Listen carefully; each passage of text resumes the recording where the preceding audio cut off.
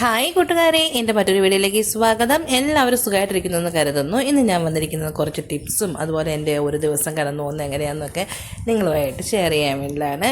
Video ഇഷ്ടപ്പെടുകയാണെങ്കിൽ like ചെയ്യാൻ മറക്കരുത്. അപ്പോൾ രാവിലെ തന്നെ നമ്മൾ ഒരു 5 മണി ഒരു 5:30 ആയിട്ടുണ്ട്. ആ സമയത്ത് നമ്മൾ കിച്ചണിലേക്ക് കയറുന്നുണ്ട്. രാവിലെ ചപ്പാത്തിയും മുട്ടക്കറി ഉണ്ടാക്കാമെന്നാണ് കരുതുന്നത്. ആദ്യം തന്നെ ചെയ്യുന്നത് നമ്മൾ തലേദിവസം കഴുകി കമത്തി വെച്ചിരിക്കുന്ന പാത്രമൊക്കെ എടുത്തൊന്ന് അടുക്കി വെക്കും. അതിന് ശേഷം നമ്മൾ ചപ്പാത്തിക്കുള്ള മാവ് കുഴയ്ക്കാൻ വേണ്ടി പോവുകയാണ്. അപ്പോൾ നമ്മളുടെ ചപ്പാത്തിക്ക് ആവശ്യമായിട്ടുള്ള മാവൊക്കെ എടുത്ത് വെച്ചിട്ടുണ്ട്. മാവൊക്കെ നന്നായിട്ട് നമ്മൾ കുഴച്ചെടുക്കാൻ വേണ്ടി പോവുകയാണ്. ഞാൻ ചെറു ചൂടുവെള്ളത്തിൽ ഉപ്പും കുറച്ച് പഞ്ചസാരയിട്ട് മിക്സ് ചെയ്ത് ആ വെള്ളത്തിലാണ് മിക്സ് ചെയ്യുന്നത്.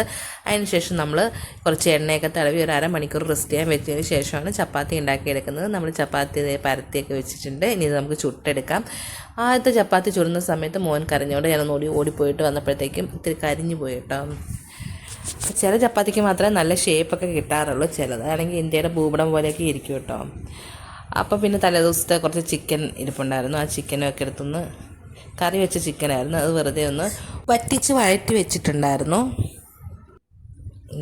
കൂടെ തന്നെ നമ്മൾ ചപ്പാത്തി പരത്തി ചുടുന്നുണ്ട് കേട്ടോ. നമുക്ക് ആവശ്യത്തിനുള്ള ചപ്പാത്തിയൊക്കെ നമ്മൾ ചുട്ടെടുത്ത് മാറ്റി വെച്ചിട്ടുണ്ട്. നമ്മൾ ചെറു ചൂടുവെള്ളത്തിൽ കുറച്ച് ഉപ്പും പഞ്ചസാര ഇട്ട് നമ്മൾ മിക്സ് ചെയ്ത് വെച്ചിട്ടുണ്ട്. നല്ല സോഫ്റ്റായിട്ട് കണ്ടില്ലേ, നല്ല പൊങ്ങി വരുന്ന ചപ്പാത്തി ഉണ്ടാക്കാൻ പറ്റും കേട്ടോ.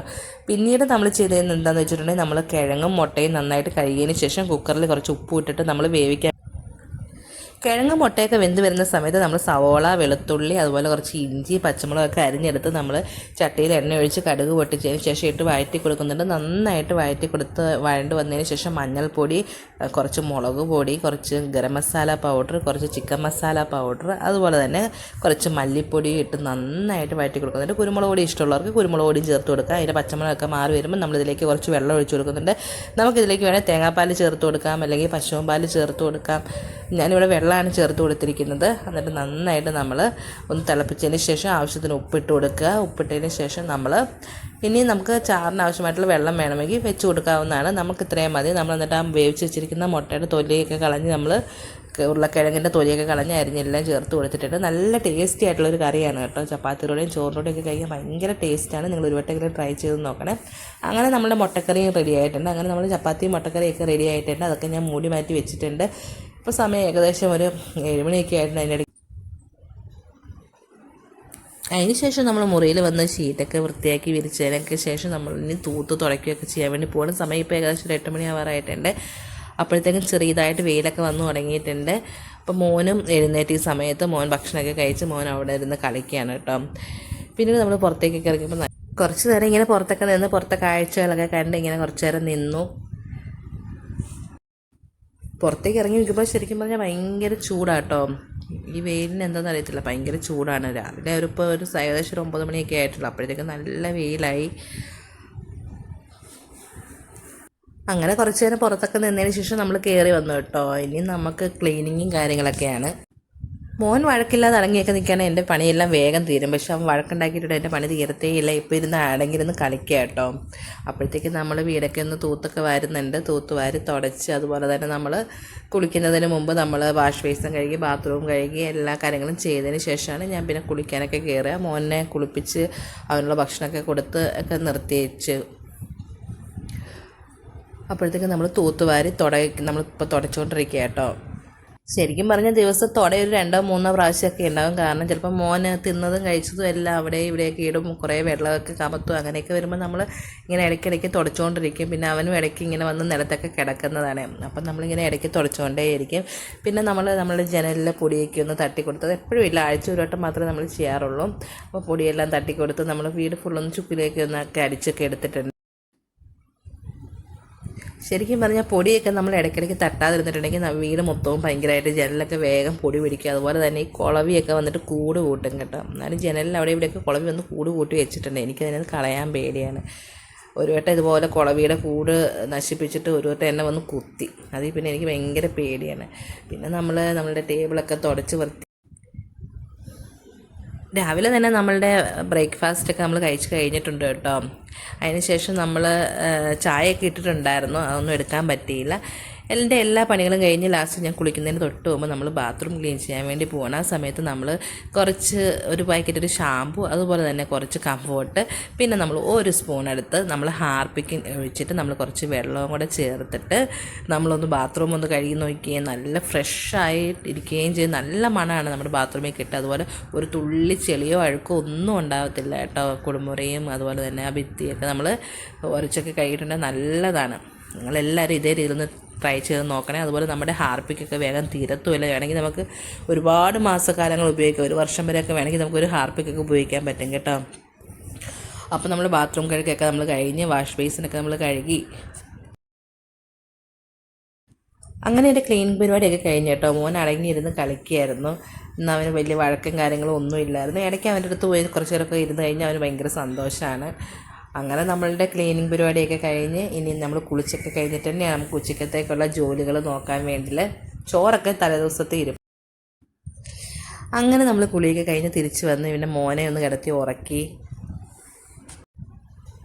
ഇനി ഉച്ചക്കത്തേക്കുള്ള ജോലിയാണ്. നമ്മൾ പയറൊക്കെ വേവിച്ച് വെച്ചിട്ടുണ്ട്, ചെറുപയറിലേക്കായിട്ട് ഞാൻ 2 സവാള, അതുപോലെ കുറച്ച് ഉണക്കമുളക്, അതുപോലെ വെളുത്തുള്ളിയൊക്കെ അരിഞ്ഞെടുത്ത് വെച്ചിട്ടുണ്ട്. എണ്ണ ഒഴിച്ച് കടുക് പൊട്ടിച്ച് കടുകൊക്കെ പൊട്ടി വരുന്ന സമയത്ത് കുറച്ച് പെരിഞ്ചീരകമൊക്കെ ചേർത്ത് കൊടുത്തതിന് ശേഷം നമ്മളെടുത്ത് വെച്ചിരിക്കുന്ന സവാള, വെളുത്തുള്ളി, ഉണക്കമുളക് ചേർത്ത് നന്നായിട്ട് വഴറ്റി കൊടുത്ത് കൂടെ കുറച്ച് മഞ്ഞൾപ്പൊടിയും കൂടെ ചേർത്ത് കൊടുത്ത് നന്നായിട്ട് വഴറ്റിയതിന് ശേഷം നമ്മൾ വേവിച്ച് വെച്ചിരിക്കുന്ന പയറൊക്കെ ഇട്ട് നന്നായിട്ട് വഴറ്റിയെടുത്ത് കഴിഞ്ഞിട്ടുണ്ടെങ്കിൽ ഉപ്പ് ചേർത്തതിന് ശേഷം നന്നായിട്ട് വഴറ്റിയെടുത്താൽ നമ്മുടെ പയർ മെഴുക്കുവരട്ടി റെഡി ആയിട്ടുണ്ട്. ശരിക്കും പറഞ്ഞാൽ നല്ല ടേസ്റ്റ് അത് ചോറിൻ്റെ കൂടെ കഴിക്കാൻ വേണ്ടിയിട്ട്. അപ്പോൾ പയറൊക്കെ ഇവിടെ റെഡിയായി വന്നിട്ടുണ്ട്. ഇനി നമ്മൾ ചെയ്യാൻ പോകുന്നതെന്ന് പറഞ്ഞിട്ടുണ്ടെങ്കിൽ, ശരിക്കും ഇന്നത്തെ കറി എന്ന് പറഞ്ഞാൽ ഈ പയറും അതുപോലെ തന്നെ മോരുകറി ഇരിപ്പുണ്ട്. അത് ഇന്നലെ ഉണ്ടാക്കിയ മോരുകറിയായിരുന്നു. പിന്നെ കുറച്ച് മത്തിയൊക്കെ നമ്മൾ വെട്ടിക്കഴുകി നല്ല കുരുമുളക് പൊടിയും അതുപോലെ തന്നെ നമ്മൾ മഞ്ഞൾപ്പൊടിയും കുരുമുളക് പൊടിയൊക്കെ ഇട്ട് നമ്മൾ നന്നായിട്ട് പുരട്ടിയെടുത്ത് വെച്ചിട്ടുണ്ട്. കണ്ടില്ലേ, നല്ല കുഞ്ഞ് നല്ല പച്ച മത്തിയായിട്ടോ.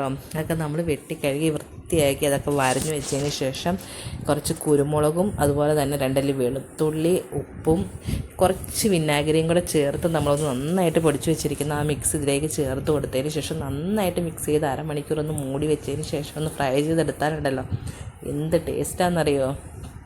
നേരെ നമ്മൾ ചേർത്ത് കൊടുക്കണം കുരുമുളക് പൊടി, എന്നാലാണ് നമ്മൾ ഉദ്ദേശിക്കുന്ന ടേസ്റ്റ് കിട്ടത്തുള്ളൂ. നമുക്കിതൊക്കെയാണ് ഇന്നത്തെ കറി കേട്ടോ. വൈകിട്ട് നമ്മൾ ചപ്പാത്തിയും ഗ്രീൻ പീസ് കറിയും വെക്കണമെന്ന് പറഞ്ഞുകൊണ്ടിരിക്കുകയാണ്. പിന്നെ വൈകുന്നേരത്തേക്ക് നമ്മൾ കുറച്ച് കപ്പയുണ്ടായിരുന്നു, കപ്പയൊക്കെ വേവിച്ചിട്ടുണ്ടായിരുന്നു. അപ്പോൾ നമ്മളുടെ മത്തിയൊക്കെ നന്നായി ഇതേപോലെ മീൻ പൊരിക്കാത്തവരുടെ ഒന്ന് ഫ്രൈ ചെയ്ത് നോക്കണേ, ഭയങ്കര ടേസ്റ്റാണ്. നമ്മൾ സാധാ മുളക് പൊടിയും മഞ്ഞൾപ്പൊടിയൊക്കെ ഇട്ട് വെക്കുന്നതിനേക്കാളും ഒരു പ്രത്യേക രുചിയാണ്. പച്ചക്കുരുമുളക് ഉണ്ടെങ്കിൽ പിന്നെ പ്രത്യേകിച്ച് ഭയങ്കര ടേസ്റ്റാണ്. അപ്പോൾ നമ്മളുടെ ഉച്ചക്കത്തേക്കുള്ള നമ്മളുടെ ചോറ്, നമ്മുടെ തലേദിവസത്തെ ചോറുണ്ടായിരുന്നു, ഇഡ്ലിച്ചമ്പി വെച്ച് ഞാൻ ആവി കയറ്റിയെടുക്കുകയാണ് ചെയ്തത്. അപ്പോൾ നല്ല പയറുമണി പോലത്തെ ചോറാണ് കേട്ടോ, റേഷനരിയാണ്. പിന്നെ നമ്മളുടെ പയറും അതുപോലെ തന്നെ നല്ല രുചിയുള്ള പയറാട്ടോ. നമ്മൾ ഏറെ വെളുത്തുള്ളിയൊക്കെ ചേർത്തിട്ട് നമ്മൾ വഴറ്റി വെച്ചിരിക്കുന്നത് നല്ല രുചിയാണ്. അതുപോലെ നമ്മുടെ കുരുമുളക് പൊടിയിട്ട് നമ്മളുടെ മത്തി പൊരിച്ചതും നമ്മുടെ മോരുകറിയും, ഇത് ഇന്നലെ ഉണ്ടാക്കിയ മോരുകറിയായിരുന്നു, ആ മോരുകറിയും എല്ലാം കൂട്ടി നമ്മളുടെ ഉച്ചക്കത്തെ ഊണ് ഉശാലായി കേട്ടോ. കണ്ടില്ലേ, നമ്മളുടെ മോരുകറിക്ക് കുറച്ച് മഞ്ഞൾപ്പൊടി കൂടിപ്പോയിട്ടുണ്ടായിരുന്നേ.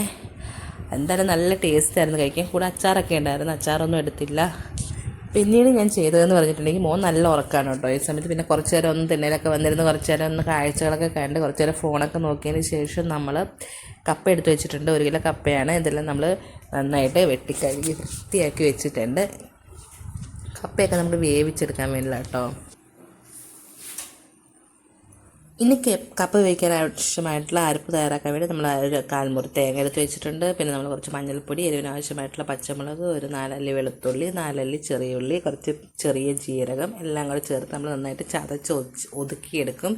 കറിവേപ്പില വേണ്ടി കറിവേപ്പിലയും കൂടെ ഈ സമയത്ത് ചേർത്ത് കൊടുക്കണം. എന്നിട്ട് ഒരുപാട് അരിഞ്ഞു പോകാൻ പാടില്ല, ഒന്ന് ചതഞ്ഞ് കിട്ടിയാൽ മാത്രം മതി. ചതഞ്ഞിട്ടുണ്ട് നമ്മൾ ഇഡ്ലിച്ചമ്പി ഉപയോഗിക്കാൻ വെച്ചിരിക്കുന്ന നമ്മളുടെ വെന്ത കപ്പയിലേക്ക് നമ്മുടെ ഈ അരപ്പിട്ട് കൊടുത്ത് കുറച്ച് നേരം ഒന്ന് മൂടി എടുത്ത് വെച്ച് കൊടുത്ത് ആ അരപ്പിൻ്റെ പച്ചമുളകൊക്കെ മാറുമ്പോൾ നന്നായിട്ടിട്ട് മിക്സ് ചെയ്ത് കൊടുക്കുന്നുണ്ട്. കപ്പയുടെ അടി കുറച്ച് വെള്ളം വെച്ചിട്ടുണ്ട് ഞാൻ.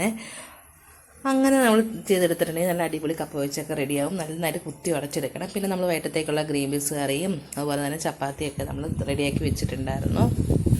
അപ്പോൾ നിങ്ങളെല്ലാവരും ഈ വീഡിയോ ഇഷ്ടമായെന്ന് കരുതുന്നു. ഇഷ്ടമായിട്ടുണ്ടെങ്കിൽ എൻ്റെ ചാനലൊന്ന് സബ്സ്ക്രൈബ് ചെയ്യണം, അതുപോലെ ലൈക്ക് ചെയ്യണം, നിങ്ങളുടെ അഭിപ്രായം കമൻറ്റ് വഴി അറിയിക്കുകയും ചെയ്യണം. Thanks for watching.